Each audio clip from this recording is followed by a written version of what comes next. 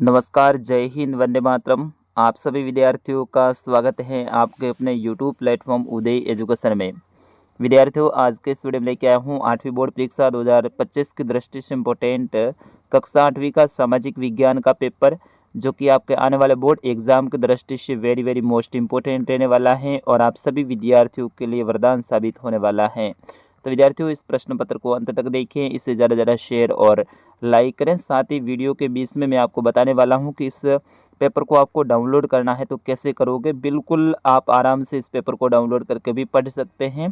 तो आप इस वीडियो को पूरा देखिएगा, अच्छे से समझना है। पूरा का पूरा आपके जो इस बार बोर्ड ने जो पेपर जारी किए हैं उसी पैटर्न पर आधारित ये पेपर रहेगा और बिल्कुल इसी टाइप का पेपर आपके एग्जाम में आने वाला है। तो विद्यार्थियों, इसे अंत तक देखें और हो सके तो आप इसे ज़्यादा से ज़्यादा शेयर और लाइक करें। साथ ही कमेंट करके बताएं कि आप इस वीडियो को कहां से देख रहे हैं और लास्ट में आपने पेपर डाउनलोड भी करना है। तो पेपर डाउनलोड करने के बाद में कमेंट भी करना है कि सर मैंने पेपर डाउनलोड कर दिया है। चलिए, पहला प्रश्न है, राजस्थान के राज्यों में सर्वप्रथम किस राज्य ने अंग्रेजों के साथ में संधि स्वीकार की। ये आपको बताना है कि राजस्थान के जो राज्य थे उनमें से अंग्रेजों के साथ में सबसे पहले जो संधि है वो कौन से राज्य ने की है, ये आपको बताना है। तो ऑप्शन आपके सामने है। पहला ऑप्शन है आमेर, दूसरा है भरतपुर, तीसरा ऑप्शन है सिरोही और चौथा ऑप्शन है मारवाड़। तो विद्यार्थियों, इसका सही आंसर क्या होगा? अगर आपको आता है तो आप ज़रूर कमेंट करके मुझे बताइए, मैं थोड़ा सा आपको इंतजार करता हूँ, वेट करता हूँ। तो विद्यार्थियों, इसका सही आंसर होगा ऑप्शन नंबर ब, भरतपुर। नहीं, ठीक है ना, भरतपुर। ऑप्शन नंबर ब इज करेक्ट आंसर। फिर उसके बाद में अगला प्रश्न है, प्रश्न संख्या 2, ब्रिटिश भारत का इतिहास पुस्तक के लेखक थे। आपको बताना है कि ब्रिटिश भारत पुस्तक किसने लिखी। लॉर्ड कर्जन, जेम्स रेनेल, जेम्स मिल, डलहौजी। तो विद्यार्थियों, इसका सही आंसर क्या होगा? जेम्स मिल। ऑप्शन नंबर स इसका सही आंसर। फिर उसके बाद में तीसरा प्रश्न है, अपने को जंगल की संतान मानने वाली जनजाति थी। बेंगा, संथाल, मुंडा, खोंड। तो विद्यार्थियों, इसका सही आंसर होगा अपने को जंगल की संतान मानने वाली जनजाति है वो बेंगा, यानी ऑप्शन नंबर अ इसका सही आंसर रहेगा। फिर उसके बाद में चौथा प्रश्न है, भारत में सर्वोच्च न्यायालय की स्थापना हुई थी। तो भारत में सर्वोच्च न्यायालय की स्थापना 26 जनवरी 1750। ऑप्शन नंबर ब इसका सही आंसर रहेगा। फिर उसके बाद में पांचवा प्रश्न है, राष्ट्रपति राज्यसभा में कितने सदस्य मनोनीत करते हैं। आपको बताना है कि राष्ट्रपति हैं वो राज्यसभा में कितने सदस्य हैं उनको मनोनीत करते हैं। तो विद्यार्थियों, इसका सही आंसर होगा आपका ऑप्शन नंबर स, 12 सदस्य। छठा प्रश्न है, मानव निर्मित संसाधन का उदाहरण है। आपको बताना है कि मानव निर्मित संसाधन का उदाहरण इनमें से कौन सा है। तो पुल मानव निर्मित है, सड़क मानव निर्मित और मशीन भी है। तो उपयुक्त सभी। Option number the is correct answer, ठीक है ना, ऑप्शन द इसका सही आंसर रहेगा। फिर उसके बाद में सातवां प्रश्न है, निम्नलिखित में से नवीकरणीय संसाधन नहीं है।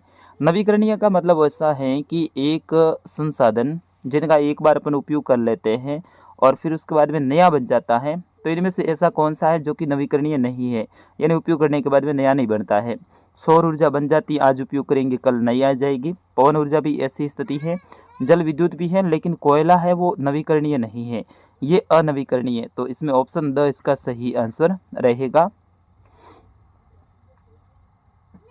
इसमें पूछ रहा है कि नवीकरणीय संसाधन नहीं है, तो ऑप्शन द इसका सही आंसर रहेगा, ठीक है ना, इसमें आपका ऑप्शन द रहेगा सही। फिर उसके बाद में अगला प्रश्न देखिए, आठवां, राजस्थान में सर्वाधिक जनसंख्या वाली जनजाति हैं। आपको बताना, यहाँ पर थोड़ा सा गलत दे रखा है ये। तो राजस्थान में सर्वाधिक जनसंख्या वाली जनजाति कौन सी है ये आपको बताना है। तो इसमें ऑप्शन अ रहेगा मीणा जनजाति। मीणा जनजाति है वो राजस्थान में सबसे अधिक निवास करती है। फिर उसके बाद में आपके आएगा सम्मिलित करने वाले प्रश्न। विद्यार्थियों, इस पेपर को आपको पूरा देखना है, फिर उसके बाद में ही डाउनलोड करना है। अगर आपको डाउनलोड करना है तो आपको वीडियो के डिस्क्रिप्शन में हमारी वेबसाइट की लिंक मिलेगी। अगर वहाँ से नहीं मिलती है तो आपको गूगल में जाकर सर्च करना है उदय स्टडी, ठीक है, उदय स्टडी .in यानी इन, ये आपको सर्च करना है। इसी वीडियो को डिस्क्रिप्शन में भी मैंने लिंक दे रखी है, वहाँ से भी आप क्लिक करके डायरेक्ट वहाँ पर जा सकते हैं हमारी वेबसाइट पे। वहाँ पर पेपर वाला जो ऊपर 3 डॉट दे रखे हुए हैं उसके ऊपर आपको क्लिक करना है। उसमें आपको पेपर वाला ऑप्शन है उसके ऊपर क्लिक करना है और वहाँ जाने के बाद में कक्षा 8 पेपर जो लिखा है उसके ऊपर क्लिक करोगे तो कक्षा 8 के सारे विषय के पेपर वहाँ पर आपको मिल जाएंगे। चलिए, नवा प्रश्न है, निम्नलिखित को सुमेलित कीजिए। इनको सुमेलित करना यानी मिलान करना है। तो इसमें देखिए पहला है दीवानी। दीवानी का भू राजस्व वसूल करने का अधिकारी होता था, उन्हें दीवानी या फिर दीवान कहा जाता था। सिपाही, सिपाही का मतलब होता था अंग्रेज सिपोही इसको कहते थे, तो सिपोही हो जाएगा। शेर ए मैसूर, टीपू सुल्तान को कहते थे शेर ए मैसूर। और वॉरेन हेस्टिंग है वो भारत का पहला गवर्नर जनरल था। ऑप्शन डी से मिलान हो जाएगा। तो इस तरह से आपको इसमें मिलान करना है। फिर उसके बाद में अगला प्रश्न है 10वां। इसमें हाँ और ना में आपको उत्तर देना है, यानी सत्य और असत्य वाला है। जैसे कि पहला है किसी क्षेत्र विशेष के लोगों के आने जाने को प्रवास कहते हैं। बिल्कुल सही है। कोई विशेष क्षेत्र यानी कहीं पर भी लोग आ रहे हैं या फिर जा रहे हैं तो वो प्रवास ही कहलाता है। तो ऑप्शन इसमें हाँ सही रहेगा। फिर उसके बाद में विश्व की नदी घाटियाँ घने बसे क्षेत्र में नहीं है, ये गलत है, क्योंकि विश्व की नदी घाटियाँ घने बसे क्षेत्र में होती हैं, तो यहाँ पर नहीं, इसलिए ये गलत हो जाएगा। जनसंख्या वृद्धि की दर विश्व में अलग अलग है, बिल्कुल सही बात है। कहीं पे ज़्यादा हो रही है, कहीं पे कम हो रही है। फिर उसके बाद में औद्योगिक क्षेत्र रोजगार के अवसर प्रदान करते हैं, बिल्कुल सही है। उद्योग होते हैं, वहाँ पर लोगों को रोजगार मिलते हैं, तो बिल्कुल ये अवसर पैदा करते हैं, सत्य हो जाएगा। फिर उसके बाद में 11वां प्रश्न देखिए, वेरी वेरी मोस्ट इंपॉर्टेंट है विद्यार्थियों। मिंक से क्या अभिप्राय है? तो विद्यार्थियों इसका सही आंसर होगा यह अत्यंत जहरीली मिथाइल आइसोसाइनाइड को मिंक के नाम से जाना जाता है, यानी अत्यंत विषैली जो गैस है मिथाइल आइसोसाइन, इसको ही मिंक कहा जाता है, ठीक है ना। फिर उसके बाद में 12वां प्रश्न है, महिला सशक्तिकरण हेतु राज्य सरकार के किन्हीं दो प्रयासों को लिखना है आपको। तो पहला लिखोगे राज्य महिला आयोग का गठन, और दूसरा लिखोगे महिला स्वयं सहायता समूह कार्यक्रम। इससे क्या है, महिला सशक्तिकरण। सशक्तिकरण का मतलब क्या होता है, मजबूत, महिलाओं को मजबूत करने के लिए ये कार्यक्रम चलाए जा रहे हैं। फिर उसके बाद में 13वां प्रश्न देखिए, अंग्रेजों के विरुद्ध गुरिल्ला युद्ध करने वाला विद्रोही नेता कौन था? तो वो था तात्या तोपे। तात्या तोपे आपको पता है 1857 की क्रांति में अहम भूमिका रही थी। वही गुरिल्ला युद्ध में भी इन्होंने अहम भूमिका निभाई थी, झांसी की रानी लक्ष्मीबाई के साथ में मिलकर। फिर उसके बाद में अगला है कि सोने चांदी के आभूषण और रत्नों के लिए विश्वविख्यात केंद्र कौन सा है? तो विद्यार्थियों इसका सही आंसर होगा जयपुर में जौहरी बाजार सोने चांदी के आभूषणों और रत्नों के लिए विश्वविख्यात है। राजस्थान के जयपुर में जौहरी बाजार नाम से एक बाजार है। कौन सा जौहरी बाजार? वो पूरे विश्व में प्रसिद्ध है, ठीक है ना। फिर उसके बाद में ऑप्शन आपके जो खंड स आएगा इसके अंतर्गत 15वां प्रश्न देखिए, थोड़े से अब बड़े आएंगे, लघुतरात्मक प्रश्न रहेंगे। तो 15वां प्रश्न है कि नील की खेती से मिट्टी के उपजाऊपन में कमी क्यों आती थी? आपको बताना है कि नील की खेती से मिट्टी में जो उपजाऊपन है यानी ताकत है उसमें कमी क्यों आती थी, ये आपको बताना है। तो विद्यार्थियों इसका सही आंसर क्या होगा, नील के पौधे की जड़ें जमीन के अंदर अधिक गहराई तक जाकर मिट्टी से अधिक पोषक तत्वों को अवशोषित करती थी। यानी नील की जो पौधे हैं उनकी जड़ें गहरी गहरी होती हैं, यानी अधिक गहराई तक ज़मीन में जाती हैं और अंदर से जो पोषक तत्व यानी मिट्टी की जो ताकत है उसको अवशोषित यानी उसको खींच लाती है पौधे तक। इससे मिट्टी की उपजाऊपन में कमी आती थी तथा उस जमीन पर धान या दालों का उत्पादन संभव नहीं रहता था। यानी जहाँ पर नील की खेती कर लेते थे वहाँ पर धान और जो दाल है उनकी खेती नहीं कर सकते थे, क्योंकि वहाँ पे होता ही नहीं था, ज़मीन एकदम बंजर जैसी हो जाती थी, ताकत उसमें रहती नहीं थी। तो नील की खेती के ये नुकसान भी थे।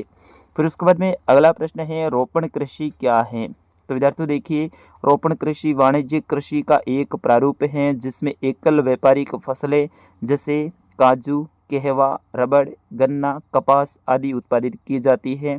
इसमें बड़े पैमाने पर श्रम और पूंजी के साथ परिवहन साधनों की आवश्यकता होती है, क्योंकि कृषि उत्पादन का प्रसंस्करण खेतों पर या फिर पास के कारखानों पर ही किया जाता है।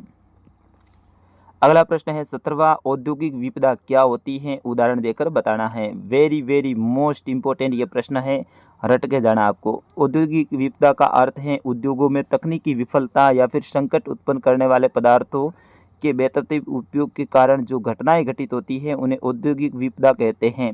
यानी उद्योग के अंदर ऐसी घटना जो कि अपन इसकी कल्पना ही नहीं कर सकते हैं, जो कि काफ़ी विनाशकारी होती हैं, वो घटना हो जाती है। मतलब कोई गैस का रिसाव हो गया वगैरह वगैरह, तो ये होती है औद्योगिक विपदा होती है, ठीक है ना। औद्योगिक विपदा का उदाहरण 3 दिसंबर 1984 को भोपाल में घटित गैस त्रासदी थी।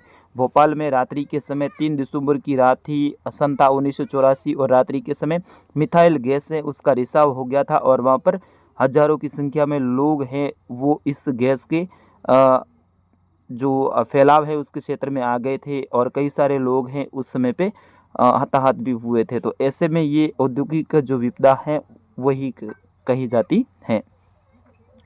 18वां प्रश्न देखिए, उससे पहले अभी तक आपने हमारे वेबसाइट को विजिट नहीं किया है, पेपर डाउनलोड करना है तो इस वीडियो को देखने के बाद में आपको सर्च करना है uday.study.in।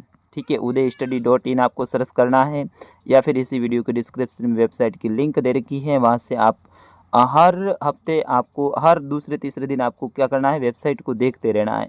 मैं यहाँ पे वीडियो में बताऊँ या ना बताऊँ, आपको वेबसाइट को देखते रहना है और नए नए पेपर में अपलोड करूँगा, आप डाउनलोड कीजिए और आराम से पढ़ते रहिए। चलिए 18वां प्रश्न है, कल्पना कीजिए कि आप 1850 के दशक में जी रहे हैं। आपने वुड के नीति पत्र के बारे में सुना है, इसके बारे में अपनी 2 प्रतिक्रियाएं आपको देनी है। तो इसमें आप दे सकते हैं 2 प्रतिक्रियाएं, इसका उत्तर थोड़ा बड़ा है। फिर उसके बाद में दूसरा इसी में प्रश्न रहेगा, विलियम्स जॉन को भारतीय इतिहास, दर्शन और कानून का अध्ययन क्यों जरूरी दिखाई देता था, 2 कारण आपको बताने हैं। तो विद्यार्थियों ये भी प्रश्न वेरी वेरी मोस्ट इंपॉर्टेंट है, अच्छे से आपको पढ़ना है। 19वां प्रश्न इस बार आपके ऐसा आएगा, राजस्थान के विद्यार्थियों के लिए आपको तालिका आएगी, उसको आपको पूरा करना है और 4 प्रश्न पूछ जाएंगे, प्रत्येक प्रश्न 1-1 नंबर का रहेगा। तो ये आपका 19वां प्रश्न 4 नंबर का आने वाला है इस बार। तो इसमें देखिए, पहली बार आम चुनाव में ईवीएम का इस्तेमाल कब हुआ था, तो ये हुआ था 2004 में। ईवीएम मशीन जिसका पूरा नाम है इलेक्ट्रॉनिक वोटिंग मशीन।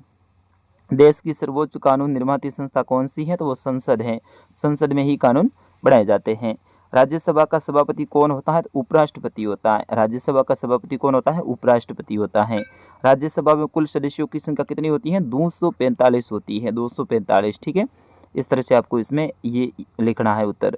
फिर उसके बाद में 20वां प्रश्न देखिए, आदिवासी लगातार हाशिए पर क्यों खिसकते जा रहे हैं, 2 कारण बताने हैं। पहला कारण है कि आदिवासी हाशिए पर खिसकते जा रहे हैं, इसमें पहला कारण देखिए, विभिन्न कारणों से अपनी वन भूमि को खोते जा रहे हैं। कई सारे कारण हैं कि उनकी जो वन भूमि जहाँ पर वो रहते थे उसको खोते जा रहे हैं, जिनसे उनकी आजीविका के साधन है वो समाप्त हो रहे हैं, जैसे कि कंदमूल वगैरह, लकड़ी वगैरह, गोंद वगैरह जो वनों से उत्पाद थे ना, वो उनकी आजीविका के साधन है समाप्त हो रहे हैं। दूसरा बताओ कि आदिवासियों को अपनी आजीविका प्राप्ति हेतु कस्बों शहरों की ओर पलायन करना पड़ता है, जहां वे गरीबी रेखा से नीचे जीवन यापन करने को मजबूर हैं। फिर उसमें दूसरा प्रश्न रहेगा 20वें में कि भारतीय संविधान के अनुच्छेद 15 में क्या प्रावधान है, ये आपको बताना वेरी वेरी मोस्ट इंपॉर्टेंट है। अनुच्छेद 15 में क्या प्रावधान है, तो इसमें क्या प्रावधान है कि देश के किसी भी नागरिक के साथ में नस्ल, जाति, लिंग, धर्म, जन्म स्थान के आधार पर किसी भी प्रकार का भेदभाव नहीं किया जाएगा। अतः अनुच्छेद 15 समाज में भेदभाव को समाप्त करता है। अनुच्छेद 15 है वो क्या करता है, भेदभाव को समाप्त करता है, ये आपको याद रखना है। 21वां प्रश्न है, राजस्थान के मानचित्र में आपको इनको भरना है। तो ये रहा राजस्थान का मैप आपके सामने। जैसलमेर ये वाला, ये जैसलमेर है। सिरोही जालोर के पास में ये वाला, ये सिरोही है, ठीक है ना, ये सिरोही है, यहाँ पर ये जालोर के ऊपर नाम है, ये सिरोही। फिर उसके बाद में उदयपुर, ये उदयपुर है और झालावाड़ ये कोने में इसमें है ना, ये वाला ये है झालावाड़, मध्य प्रदेश से सीमा लगती है। तो इस तरह से आपको इसमें भरना है। आगे के जो प्रश्न हैं आपके निबंधात्मक प्रश्न रहेंगे, बड़े बड़े प्रश्न। 22 प्रश्न देखिए, नीचे दिए गए 3 प्रश्नों में से 2 प्रश्नों के उत्तर देने हैं। इनमें से 2 प्रश्नों के उत्तर देने, पहला अंग्रेजों ने 1857 की विद्रोह को कैसे दबाया, ये आपको बताना है। 1937 से 47 तक की उन घटनाओं पर चर्चा कीजिए जिनके फलस्वरूप पाकिस्तान का जन्म हुआ। और तीसरा है, गांधी जी ने नमक कानून तोड़ने का फैसला क्यों किया, ये आपको बताना है। फिर उसके बाद में 23वां प्रश्न है, निम्नलिखित पर टिप्पणी लिखनी है। जल संरक्षण के तरीके, जैवमंडल और पारितंत्र में अंतर, ये नहीं आता है तो जल उपलब्धता की समस्या को बताते हुए संकट के कारणों तथा जल संसाधनों के संरक्षण के उपायों को स्पष्ट करना है। और अंतिम प्रश्न है 24वां प्रश्न है कि नागरिकों के लिए मौलिक अधिकारों क्यों आवश्यक है, किन्हीं 2 मौलिक अधिकारों का वर्णन करना है। सॉरी, इसके आगे भी 2 प्रश्न हैं। अथवा में ऑप्शन रहेगा आपके सामने कि भारतीय राज्य धार्मिक वर्चस्व को रोकने के लिए क्या क्या कार्य करता है, बताना है। 25वां प्रश्न है, 3 में से 2 प्रश्नों के उत्तर देने हैं, जिसमें पहला है राजस्थान के महत्वपूर्ण ऐतिहासिक पर्यटन स्थलों का वर्णन करना है, जैसे कि सोनार का किला, जैसलमेर, ठीक है, पटवों की हवेली, जोधपुर का किला, मेहरानगढ़ का दुर्ग आप लिख सकते हो, चित्तौड़गढ़ का दुर्ग लिख सकते हो, हल्दी घाटी का युद्ध के बारे में भी लिख सकते हो, वो भी ऐतिहासिक पर्यटन स्थल ही है, ठीक है। फिर उसके बाद में कालीबंगा के बारे में लिख सकते हो, जो भी आपको आता है आप लिख सकते हो, ठीक है ना। राजस्थान में वायु परिवहन पर टिप्पणी लिखनी है, अंतर्राष्ट्रीय हवाई अड्डा आपको पता है, सांगानेर हवाई अड्डा, उनके बारे में भाई कुछ लिख सकते हो। सतत विकास की कोई 4 लक्ष्य आपको बताने हैं, क्या क्या लक्ष्य रखा गया है वो आपको बताना है। तो विद्यार्थियों, इस तरह से ये पूरा सामाजिक विज्ञान का पेपर मैंने आपको बताया है। मैंने कोशिश की है कि उत्तर सहित बताऊं और काफ़ी प्रश्नों के उत्तर भी मैंने बताए हैं, यहाँ से काफ़ी आपको फ़ायदा होने वाला है। विद्यार्थियों, आपके एग्ज़ाम तक और भी मैं पेपर अपलोड करूँगा, सारे पेपर आप देख लेते हैं। तो इस बार है ना, आपने अभी तक कुछ भी नहीं पढ़ा है, फिर भी आप सबसे बेस्ट स्कोर करोगे, ये मेरा वादा है। तो विद्यार्थियों, इस पेपर को डाउनलोड नहीं किया है, आप अंत तक देख रहे हैं, तो बिल्कुल इस पेपर को अब जाके आप वेबसाइट पे डाउनलोड कर लीजिए। आपको सर्च करना है uday.study.in गूगल, और हमारे जो इस डिस्क्रिप्शन बॉक्स है उसमें भी लिंक दे रखी है, तो वहाँ से भी आप डाउनलोड कर सकते हैं। चलिए मिलते हैं अगले वीडियो में, अगले पेपर के साथ में शानदार वीडियो लेके आऊँगा। तब तक मुझे अनुमति दीजिए। नमस्कार, जय हिंद, वंदे मातरम।